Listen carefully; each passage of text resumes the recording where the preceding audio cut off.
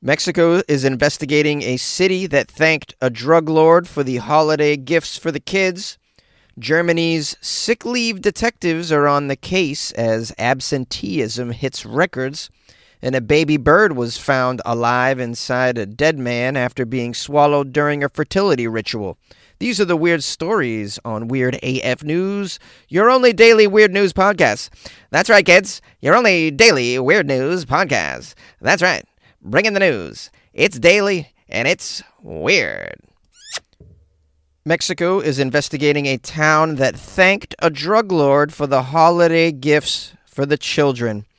Mexico's president said a couple of days ago that the prosecutors he's working with are investigating the officials in a town where a sign was posted.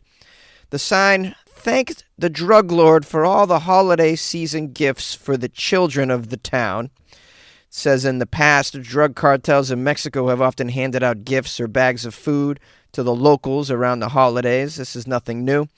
They do so in order to improve their image or to build local support. They seek to ingratiate themselves with the locals for many benefits, one of which is they would like the local people to warn them of any army raids. And at the same time, the gangs usually extort protection money from the local residents as well. So, there's a bit of a contradiction here, clearly. Now, Al Capone used to do this. I don't know if you're aware. Al Capone actually ran a soup kitchen for the locals. And Pablo Escobar would give gifts as well to the kids on a regular basis from what I saw on the TV show. I don't know how accurate it is, but I think one of the benefits of drug cartels giving gifts out to kids is to recruit them as well. It's a recruiting tactic. The children remember, oh, these people were nice to me when I was young. Maybe I should go to them for some work. And then it's like, gotcha, kid. It's some trickery there. Now, there were videos posted online of the sign that was put up in Cualcomán in the western state of Michoacán, showing that there was a sign at the Christmas fair thanking Jalisco cartel dealer Nemesio Oseguera, better known by his nickname El Mencho, thanking him for the gifts. Here's what the sign read. The children of Cualcomán thank Mr. Nemesio Oseguera and his sons 2, 3, and Delta 1 for their noble gesture. Thank you for your gifts. There's some strange names for his sons, 2, 3, and Delta 1. What is that all about? He's naming his kids like Elon names his kids. Very strange. Now, in the video, you can overhear somebody on a loudspeaker repeating the same message over and over. It's very odd. I guess they do that so they don't get killed, I suppose. Fear does the work of reason, as they say. The article says it's unclear how much local officials were involved in or aware of this holiday thank you message, or whether they had approved of the message. Such holiday fairs are often in part organized by civic, neighborhood, or other groups. President Claudia Sheinbaum, who sounds like she must be part Jewish, at least. Did you know the president of Mexico was a woman who has a Jewish last name? This is really trippy. Claudia Sheinbaum said that local officials were being investigated for any possible links to this sign and the cartel. In other news, the local officials have all been murdered. Okay, here's a quote from Claudia, the Jewish female president of Mexico. I think I should do an accent here. Obviously, we condemn these signs. A criminal group cannot hold a public event to promote the acceptance of violence. How was that? That was from my New York Jewish impression. Sheinbaum said federal prosecutors were investigating whether the town's mayor, quote, has any ties to criminal groups. So who put this sign up? Anyone know who put this sign up? Goodness gracious. I mean, this is no bueno, guys. No bueno. I'm feeling en fuego over here over this. Okay, it says the cartels in this area are powerful. They're called the Jalisco cartel. They dominate. They set up checkpoints on the roads all over the area. They attack their rivals with roadside bombs and bomb-dropping drones, while at the same time they donate trampolines for the children of the local residents. So I was curious what kind of gifts they were giving the kids. They're giving them trampolines. It's a lovely gift. I don't know how you wrap a trampoline. How do you wrap a trampoline? Anyone know? I know if I was going to wrap a trampoline to give out as a Christmas present, I would wrap all the legs individually, keep the kid guessing what it's going to be. Like, it looks like it could be crutches. Oh, no. It's a trampoline. Okay, the Mexican government has a policy of not confronting the cartels, which has often left local officials in the uncomfortable position of having to deal with the local gangs and even in some cases hand over parts of the municipal budget to them. That's how great things are going down there. I guess it's just a small price to pay to have Jalisco Santa every year, right? Germany's sick leave detectives are on the case as employee absenteeism apparently is out of control. Rising sick leave rates may be bad news for German companies at a time the economy is already ailing. But for private eye Marcus Lentz, it has been a boon for his private investigation business. Marcus is seeing a record number of requests from firms for his agency to check up on employees suspected of calling in sick when they are actually fit to work. Well, that seems like a strange way to solve the problem and an odd business decision to pay a private investigator $75 an hour to follow around the sick employee that gets $30 an hour. Where'd they come up with this idea? Is it me, or is that... It's just kind of over-the-top response for sick employees, investigating sick employees. I mean, maybe they're not sick. Maybe they're just lying. But, I mean, there are other ways to handle it. You hire private eyes to climb a tree next to their house and peep in with binoculars? What is going on? Here's a quote from this guy, Marcus, the private eye. There are just more and more companies that don't want to put up with it anymore. Put up with what, Marcus? If someone has 30 or 40 or sometimes up to 100 sick days in a year, then at some point they become economically unattractive for the employer, wouldn't you say? I decided to make the German private investigator super evil for this particular story. Marcus says his investigation group received over 1,000 requests this year, which is double the figure from a few years earlier. So there's a rise in company suspicion, at least. What do you get for sick leave over there in Europe? I heard it's much better. In the U.S., maybe you get like 7 sick days. Yeah, probably less than that, 4 or 5. It's probably 4 sick days and maybe like 7 vacation days. This is kind of like the overworked American benefits. It's really sad, to be honest with you. I know some of you are hearing this for the first time. 4 sick days a year, is that common? Yeah, kind of. 4 or 5. It's really bad. The article says that this trend of all of the employees taking the sick leave is weighing on Germany at a time that the country's woes, from a manufacturing slowdown to weak demand for its exports, have led some to once again dub it the sick man of Europe. The impact is significant and certainly affects economic activity, according to Klaus Michelsen, who is a chief economist.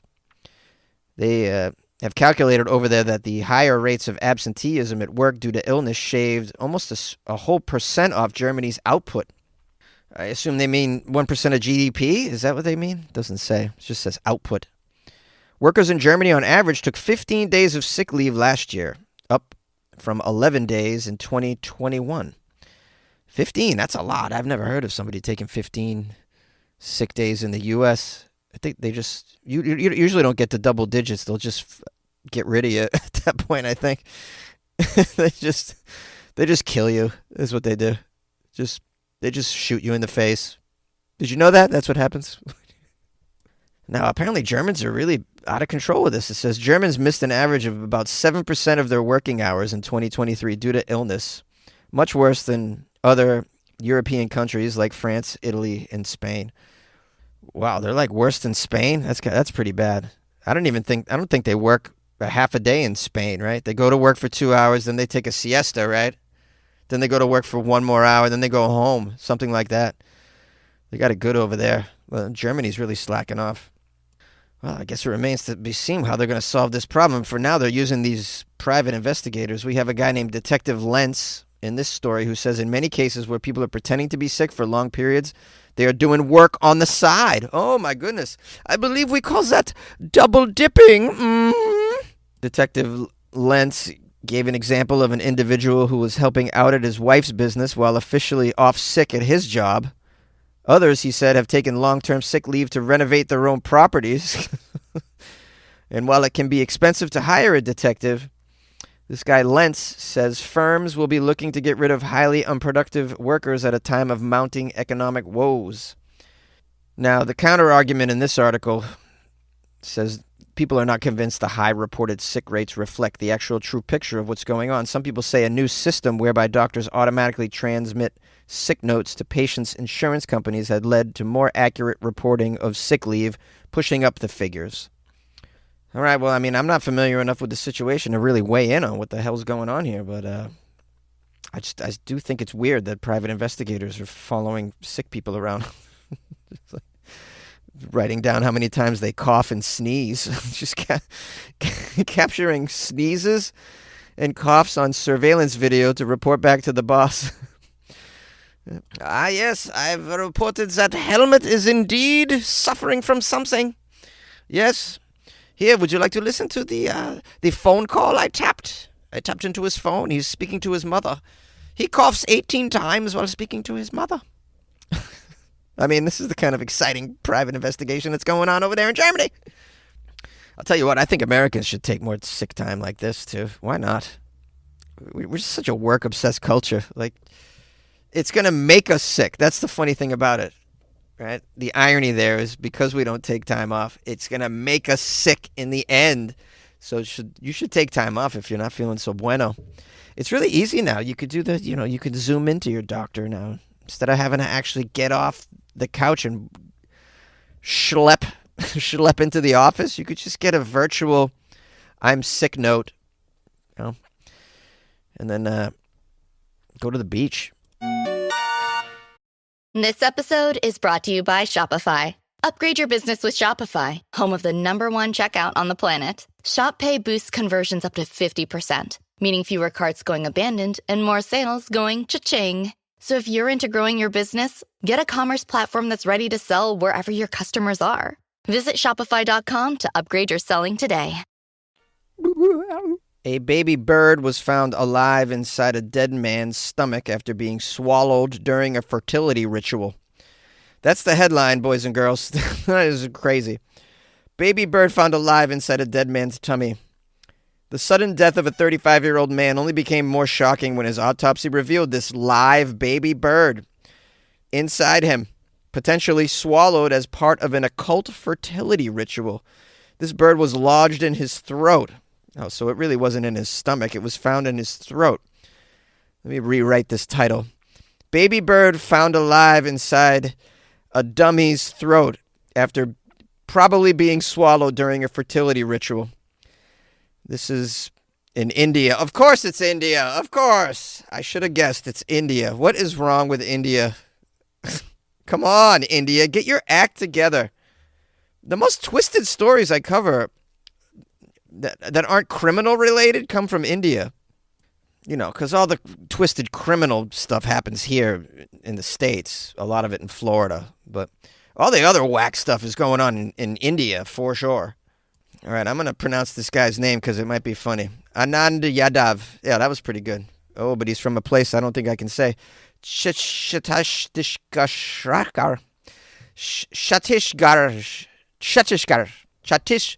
Who puts two H's next to each other, man? C-H-H? That's how the word starts? How do you even pronounce that? Chhattisgarh. Probably something. It's probably a chh. The C-H and then the H right after the H is for the H after the Ch. Chhattisgarh. Did I say it correctly? Any Indian out there can... Hey, man, I'm trying. This is not cultural appropriation. This is me trying to learn and improve so I can respectably pronounce the places that some of you are familiar with. This guy, Anand, collapsed at his home after feeling dizzy and fainting shortly after taking a bath. How long was this bird in his throat? He had time to go take a bath after leaving the witch doctor? This is crazy. How long was the bird in his body? Alive? This isn't. He was rushed to a nearby hospital where doctors were initially puzzled about the cause of death. During the autopsy, Dr. Santu discovered a live chick approximately 20 centimeters long. 20? What kind of baby bird is 20 centimeters long? That's pretty long, man. That's almost 2 feet. Right? Is that 2 feet? No, it's not. What's 20 centimeters? Man, I'm so stupid. It's long enough. It doesn't belong in your throat. This 20 centimeter long chick obstructed his airway and food passage, causing asphyxiation. He's got a bird in his throat, and for some reason, he's like, I'm just going to go take a bath. Maybe that'll fix it. Maybe the warm water on my belly will make the chick want to go down and take a nap. All right. I mean, I need to know why he ate this bird, man. It says it's a fertility ritual. Did I misread that? Is it fatality ritual? Because that's what happened. Dr. Santu's got a quote about this. He says, "This is the first time I've encountered such a case in my whole career. I've performed 15,000 autopsies." So even the doctor's like baffled by this. Well, it is a lot to digest, so. Villagers claim that Yadav had been consulting an occultist. Oh my goodness, he went to an occultist? You mean a witch doctor? A shaman, perhaps? Yadav had been consulting an occultist because of struggles with infertility, and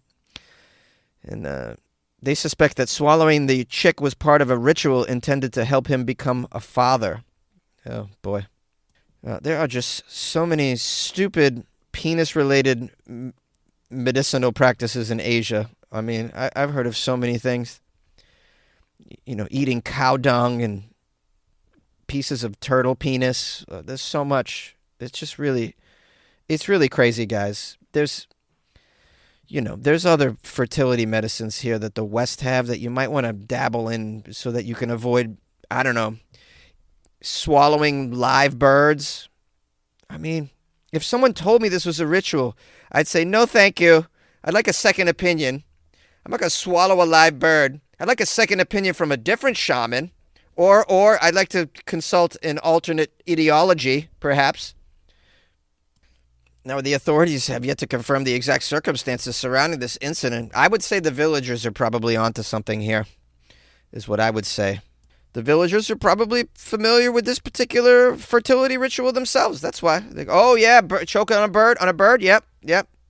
That means erectile dysfunction around here. So, I mean, this village probably goes to the shaman for everything, I'd imagine. Witch doctor, I have a crush on someone at work. What do you recommend for that? Oh, yes. Bring me the head of an antelope and pancake batter. What? Just do it. Do you want to be in love by the end of the week or not? Looking for a pickup truck to get just about anything done? Look no further.